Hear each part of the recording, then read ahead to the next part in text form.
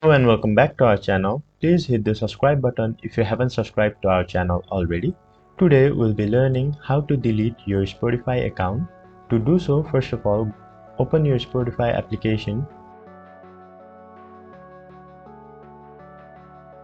and then tap on settings icon on the top right corner. On the first option, you can now see account. Tap on it. There you can see the last sentence saying to delete your account permanently. Now tap on the sentence and it will take you to their website. Now tap on the sentence and it will take you to their website. To make sure you want to delete the account, it asks you the question. Tap on close account button. Now it will show you the details of your account and ask you to make sure it's your account. Scroll to the bottom and then tap on continue. Now it warns you by saying all the data of your account will be erased. Check on I understand and then tap on continue. Now it sends you a link to deactivate your account to the connected Gmail.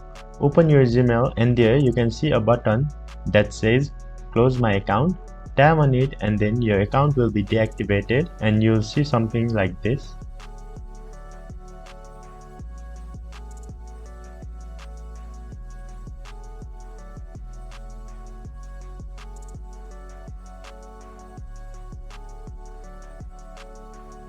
Thank you for watching the video till the end.